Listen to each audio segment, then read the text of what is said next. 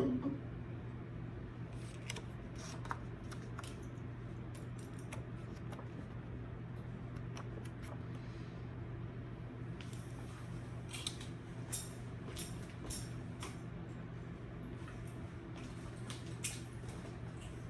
is my audience. Can everyone wave at the camera, please?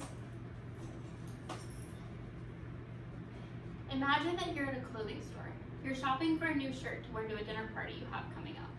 You pull the shirt off the rack, and as you look at it, you hear a little girl behind you say, "Mommy, what's wrong with her?" Fighting back tears, you put the shirt back on the rack and leave, keeping your head down so you can't see the stares that follow you as you walk outside. Once you're in the car, you finally let your guard down and let the tears flow. You've been reminded once again that you are not society's definition of normal. This situation is something people with cerebral palsy experience on a daily basis. According to the Cerebral Palsy Foundation, there are 1 million people in the United States who live with cerebral palsy. Today, I'm going to explain what cerebral palsy is. And as someone who has lived with it for 20 years, I understand what exactly cerebral palsy is and what it's like to live with it. So today, we're going to cover what cerebral palsy is, how it affects those who live with it, and ways that it can be treated. Let's begin by breaking the term cerebral palsy down. Cerebral means of the brain, and palsy means weakness or problems associated with muscles, according to the CDC.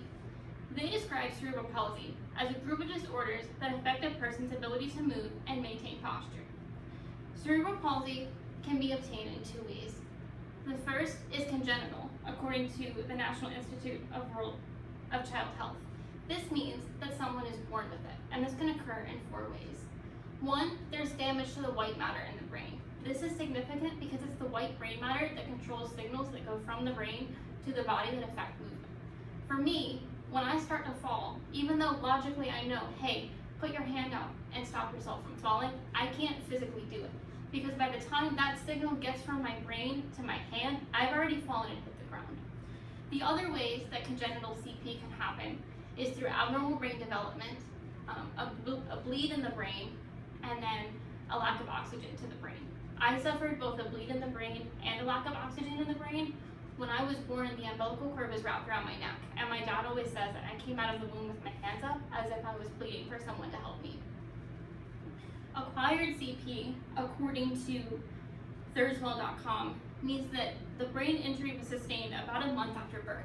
This can occur in several ways, one way being an infection like meningitis, and the other being a head injury.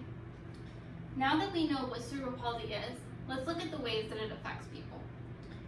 According to Physiopedia, effects can be from mild to severe. I have what's considered moderate cerebral palsy, which means I need help getting around. So I need assistive devices like this wheelchair and like my walker. The other thing that I need is I have personal care attendants who help me throughout the day with daily tasks like opening doors and things like that. My friend Boomer, on the other hand, who has mild cerebral palsy, you can't really tell that he has CP. The only way you know is when he walks. His gait is abnormal, but he can do everything independently. And according to cerebralpalsy.org, someone with cerebral palsy is more likely to have cognitive impairments and need 24/7 care. Now that we know what CP is and how it affects people, let's look at the different ways it can be treated. The thing about cerebral palsy is there is no cure, but there are different things that can treat it. According to the U.S. Department of Health, physical therapy can be significant in helping people with CP learn how to walk, help with balance, and be a place where they can learn exercises that can help with the muscle tone and the lack of range of motion that people with CP have. Occupational therapy is helpful as well. It helps with activities of daily living like dressing and fasteners and things like that. The other thing, another form of treatment is surgery. So one surgery is the implementation of a baclofen pump in someone's stomach.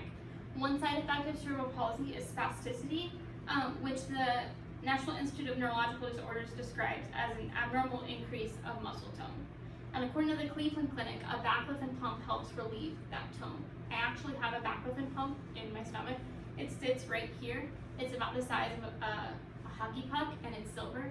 And then from the pump, there's a catheter that goes from that to my spine, and the baclofen flows through that catheter through my spinal cord and out to my muscles.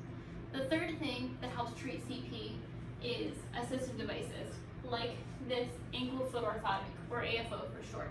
An AFO provides support while someone with CP is walking, and it also helps to stretch the calves. I've worn them since I was 3, so it's just a part of living for me. In conclusion, cerebral palsy is a neurological disorder which impairs movement and mobility. It can be congenital or it can be acquired, and it affects people in a variety of ways. It can be from mild to severe. And though it cannot be cured, it can be treated with physical therapy, surgery, and assistive devices.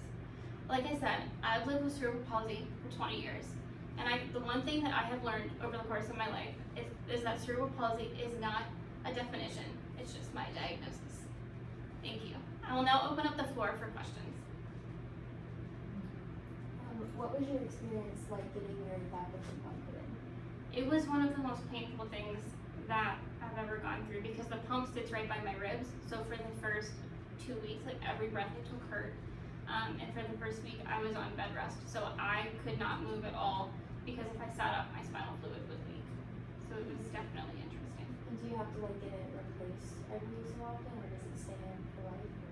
The pump that I have in right now will stay in for about 5 years, and then every 5 years they have to take it out and put a new one in. But this pump, it can only hold enough medication for about 6 months, and after about 6 months the medication goes bad anyway, so they have to refill it. They stick a needle in the center of the pump, suck the old medication out, and put new medication in. You talked a lot about different therapies. What did you think is the most helpful, or what did you learn the most with OT, PT? PT, the thing that's been really helpful is the stretching, because spasticity, that abnormal tightness in the muscles that I mentioned, is a really big part of my CP. So having that stretching has been really helpful, but with OT, them teaching us those activities of daily living has been huge. It's made me so much more independent. Go ahead. Would you change the fact that you have cerebral palsy? No, because even though it's hard and it's frustrating, there are days when I wish I could change it. It's also led me to people that I otherwise wouldn't have met and allowed me to do things that I otherwise wouldn't be able to do. It's a platform that I have to make a difference, so no. Yeah,